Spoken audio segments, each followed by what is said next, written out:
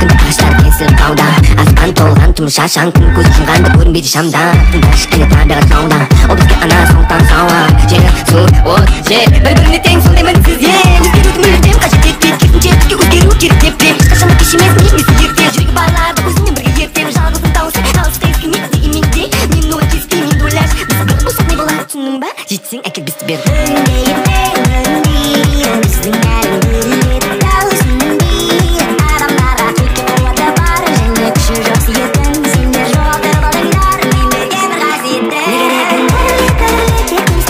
іздемейді махаббат ренжиді мені іздемейді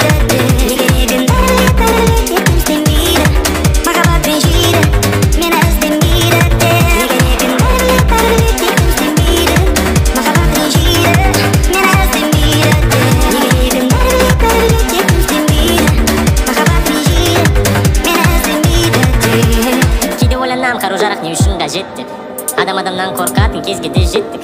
біз жоқ жердің бәрі әдемі бұл саңыраулар мылқау әлемде еркіндіктің мәні не дейді оны көрмегесін дәмін ерні бұл әріптерді сәні тердің мен жаймен тердің көрген әр әсерді мәлім деймін сені бар нәрсемен кешкі түнгі және таңертеңгі біз үшін бұның бәрі өртенді көк сұрланды бұл түтіннен бірі кінәлап бірін түртуде бәрі бөлінуде біртіндеп бірақ 7 миллиард бір бүтін ел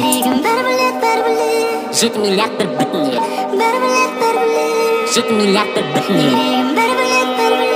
7 миллиард бір бүтін ел тек ол нәрсе іске асу үшін не керегін